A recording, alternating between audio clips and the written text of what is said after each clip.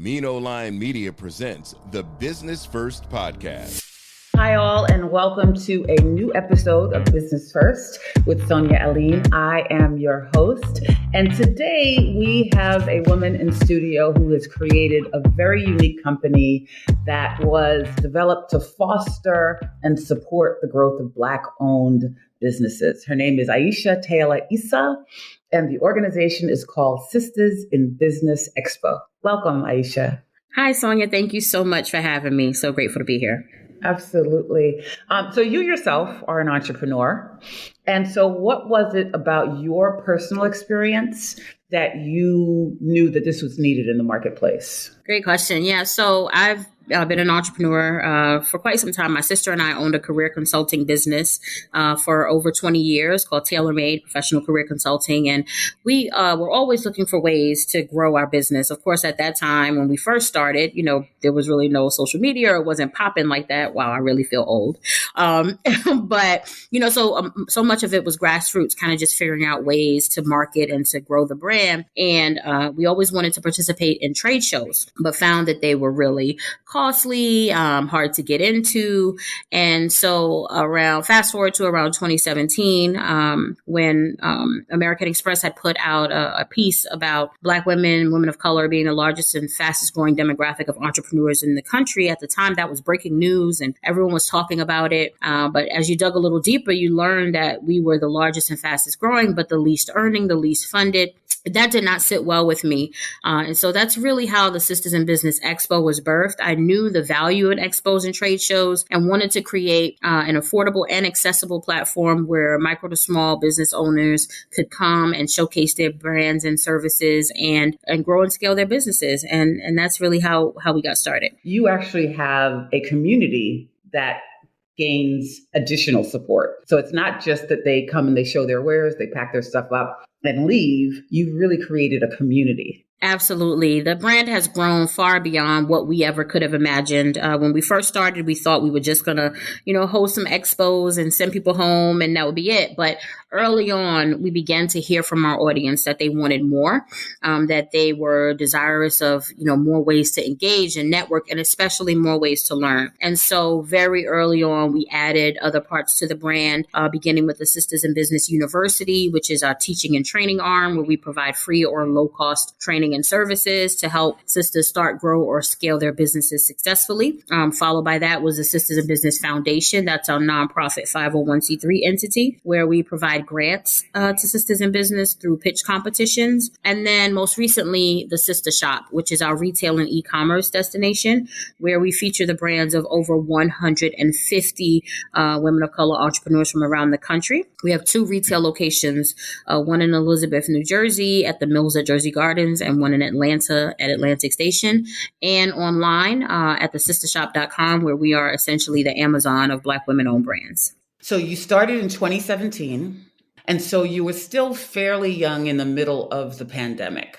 How did you manage your growth and your expansion and maintaining the consistency through the pandemic? Yeah, so the pandemic really changed and shifted the trajectory of our entire brand. Prior to the pandemic, we were just hosting our expos and we had our university, and we were actually getting ready to host our first pitch competition through our foundation. When COVID hit, it really jolted us initially because we were primarily an event-based business. And so we had to strategize. I won't even say we were one of those people who quickly pivoted. It took a while for us to kind of figure out how to still serve our audience. We did do a virtual conference that year and it was amazing. But we knew that wasn't going to be enough because there's just something about the spaces that we've been able to create. And so in 2021 is when we launched the Sister Shop. At that time, malls were starting to reopen and folks were beginning to come back out. And so it was a critical time for us to take advantage of the opportunity to go into retail. And so we were able to open our first store in April of 2021. And so COVID ultimately was a blessing for our business. Had it not been for COVID, we probably would have never dived into the world of retail. And it has been a tremendous blessing. We've been able to serve more sisters than we ever imagined, being a gateway to retail for many entrepreneur women of color who never imagined that they would be able to, be on the shelves in a store. And so we're really grateful for that. So COVID ended up being a blessing for us, and it has grown our business, 10x'd our business. And we've been able to do so much more than we ever imagined. So as we mentioned that there are American Express, you mentioned earlier, was kind of the motivating factor for you to start your business because they had released a survey. LinkedIn did a survey last year. I know McKinsey did a survey not too long ago as well. So there've been a number of major organizations who have been doing these surveys on Black businesses. But because you are in the thick of it, wanted to know if there's anything that you are seeing that Black women-owned businesses need specific help in or need specific support that maybe even some of these reports might be missing. Sure. I mean, I think everyone has, been focusing a lot on Black women, particularly Black women in business lately, though we've been in business for, decades and years. And so this recent focus has created some opportunities, which have been great. I think that there's still a lot of work to be done, particularly around those startups, micro to small business owners who are trying to get to the level where a lot of the opportunities require you to already be. So whether it be already at six figures or already receiving investments and things like that. And so that's where we are focusing a lot of our attention is on those sisters who are trying to get to that level and providing them the support and resources that they need. And so we'd love to see more money and more resources and opportunities created in those spaces. Why is it that you think, from what you've experienced, that it has been hard for Black-owned businesses to secure the money that they need? Because we're over-mentored and underfunded, right? Everybody wants to coach us. Everybody wants to put us in an incubator. Everybody wants to put us in a training program, which is great. We need all those things too, but we also need money, right? And other demographics don't have to work as hard. They don't have to prove themselves as much. They aren't asked for as much when it comes time to make investments, to give grants, to give resources. And so we have to work twice as hard to get half as much. And so we would love to see a shift in that. And that's why we ourselves as Sisters in Business have not waited for folks to invest in our sisters. We are investing in them ourselves. That's why we started our grant program and our pitch competitions. We've given away over $60,000 in grants over the last couple of years. We would like to see that number quadrupled. And so, that's where the real need is. We need funding, and we shouldn't have to do more than others to get it. Tell us about the range of businesses that we can find at your expo and in the retail stores. So one thing about our brand that's unique is that we are intentional about having a diverse vendor pool, as well as intentionally including both products and service-based businesses. So when you come to one of our events, you will see every and anything from clothing and accessories to skincare, home goods, decor, arts, crafts, books. I really knew we had diversified when we had a dog groomer, right? Like we are really intentional about showcasing everything that women of color do, right? Like we don't just, make body butters. We don't just sell clothing and accessories. We are amazing beings that are able to do any and everything. And so we have a wide variety of vendors who participate. And even in our stores, the same exists. We have so many different products in all categories. We've got something for the entire family. So while it's called the Sister Shop, there's something for the brothers, there's something for children. And then also on weekends, we have weekend vendors who pop up live. And those are often service-based businesses who come in to showcase their services to our audience as well as product-based. So we're able to serve a lot of groups. So aside from you being an entrepreneur, you're also an ordained minister, you're a college professor, and you're a mom. How do you feel that each of those have contributed to the success that you are finding, that you're offering and delivering in your business? Yeah, I think the undertone of my life is service. I find service in everything that I do. So before becoming a full-time entrepreneur, I worked in city government for over 15 years. Even that work in children's services, I felt like was a calling to serve the families that we were providing childcare services for, right? And ministry, of course, the word ministry itself means service. And so being called into ministry is being called to a life of service and to helping those, who desire to grow in their faith to reach that. And then this work that I'm doing here with Sistahs in Business is a service. We are serving the sisters who become a part of our ecosystem, who come to our events, the customers who walk into our stores. We take it very seriously, and we find it to be a calling and service that we're providing. So I think that's how this has helped me to grow this brand, is that I've been doing service all my life. Now I'm just serving a different population. I would like to go through all the areas, all the extensions of your business so that the audience can understand what that is, and if they're interested, how they can apply. So for the university piece, what can anyone who's enrolled in your university expect to learn and gain from that process?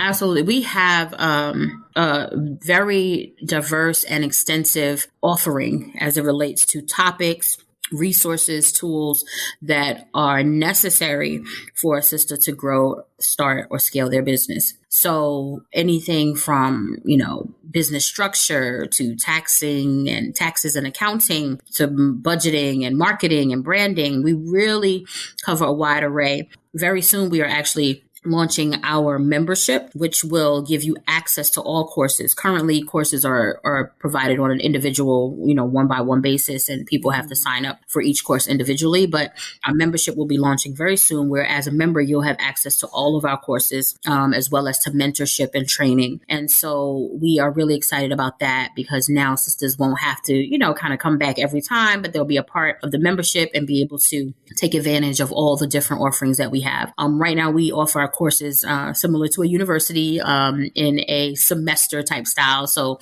we have a fall set of courses, spring, summer, and winter. And so we'll continue that. But as a member, you'll get access to all of those. And so if somebody wanted to apply right now, what would be the process for them to do so? Head right on over to our website. So sistahsinbusinessexpo.com, and that's SISTAHS. So sistahsinbusinessexpo.com. And there's a page there for the university. They would just click right on that page, and they can check out any upcoming courses, as well as get the replays for previous courses. There is also a link to join our mailing list. And if they do that, they will get the invitation to apply when we open up applications for the membership. And for the foundation, they can also find information on the foundation there. But what is it that any woman who's in business could expect from the foundation? So the primary service or experience that comes through our foundation is our pitch competition. We host the pitch competitions in the local markets. This year, we'll also be adding a national competition at the end of the year. And so we have application periods for the pitch competition. So the application period for our June pitch competition in New Jersey will be opening up pretty soon. So again, the best thing to do is to join our mailing list, which is on our website, sistahsinbusinessexpo.com. And then they'll be able to apply for the opportunity to participate in the pitch competition. And we're really excited about how the sisters have grown in this last year. In addition to selecting the finalists, everyone who was a finalist also got a coaching session with a nationally known pitch expert. And so we're really, again, giving them the tools and the skills that they need beyond our competition, but so that they might be able to go out and excel in other competitions as well. And if somebody has a wonderful product that they would like to showcase and be available for sale, how is it that they can be a part of the retail or the e-commerce part of your business? So the sistahshop.com is the hub for our store, and that's also SISTAH, the sistahshop.com. And there they'll find the application to apply to be a vendor for either of our locations in New Jersey or Atlanta. Once you become a vendor in the physical location, you're automatically a part of our e-commerce site. We are in the development stages of adding the ability for those who who don't desire to be in the physical store, but to just be on the website. And that will be coming later this year. There is a wait list. So we have just had such an overwhelming response, and we're extremely grateful. But we still encourage them to apply so that they are a part of our database, and we reach out to folks when space becomes available. Also, we have the weekend vending opportunity, and there's much more opportunity for that. So if a sister's interested, she can head right over to the website, the same website, and select the weekend opportunity, and she can apply to be a weekend vendor with us. Okay. All righty. You've also had some major brands sponsor your events. For a lot of organizations, it can be difficult to get into those doors. What was the process like getting those first sponsors to believe in your vision? Let me tell you, it has not been easy. It has not been easy. So a lot of prayer. I can tell you that for sure. It has not been easy, but it is a labor of love.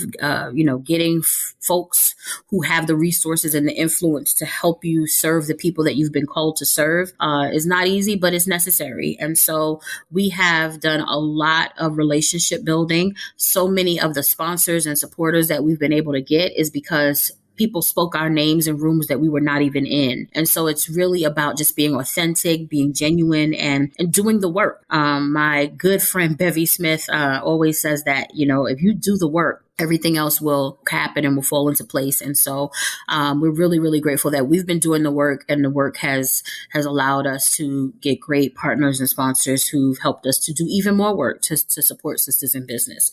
But it is not easy. You will get a lot of no's. The key is to not give up and to keep pushing, keep networking, keep doing the work so that people can see you're serious about this and it's necessary. And is that what you would tell any young woman interested in starting a business today, or any woman who's leaving corporate America to start her business? What advice would you offer?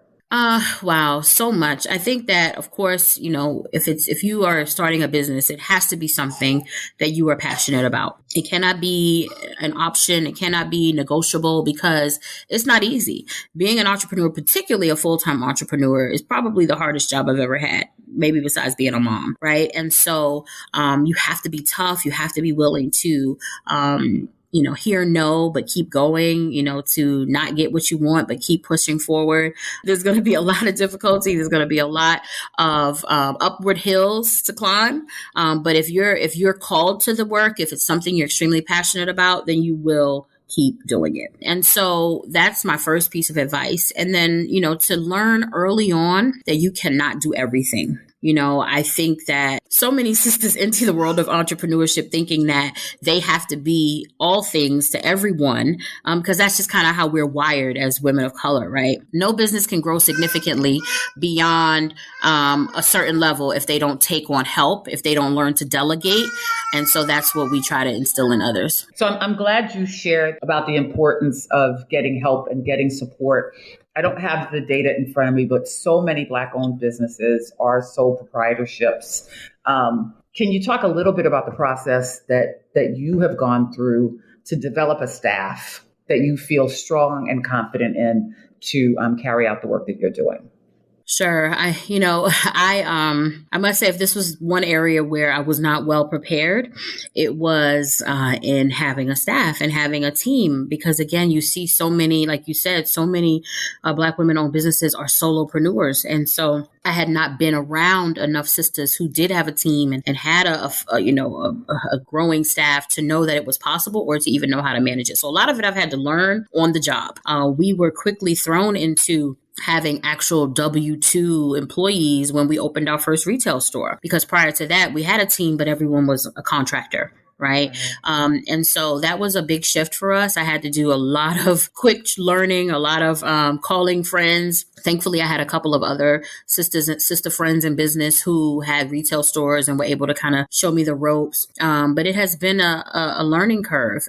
We've kind of got a groove now, and we've also been able to hire outside of the retail space. So we now have a team, for the entire brand. But that is something that I think is not modeled enough for sisters who are starting starting businesses to know that you can have a team, you can have staff. It is possible. And this is how you go about doing it. And so now I'm always hiring because I know the value in having human capital, having people to help you carry out this work is so critical. God forbid anything ever happens to me, I want to know that this work is going to continue, and I can't do that if I hold on to everything. So we're really, really committed to growing. This year, we have plans to add two additional executive level staff to the team, and so we're excited about that. Very good. So, what do you see next for your organization? So our goal this year is to serve more sisters in more ways, in more places, and in better form.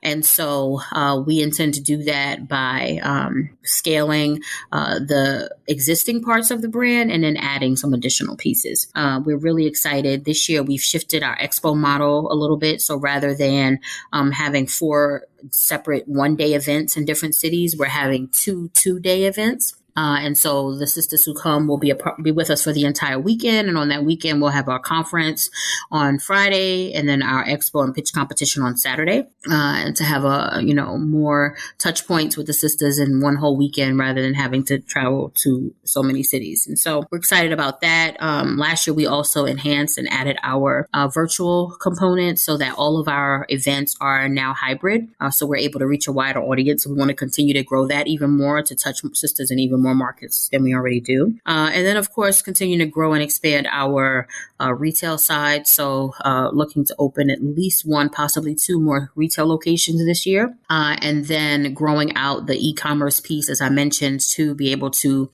support and showcase brands solely on the e-commerce side and not necessarily in the retail space. Because obviously there are limits in the retail space, right? Like the space is only so big. We can only hold so many products. But on the e-commerce side, it's limitless. And so we're working with some web developers to build out that structure. Okay. Well, very good. So tell us how we can stay in touch and keep abreast of all the different things that are happening. I know you have a mamapreneur event that's coming up soon. You have the pitch competition that's coming up soon. Tell us how we can stay in touch with everything that's going on. Yes.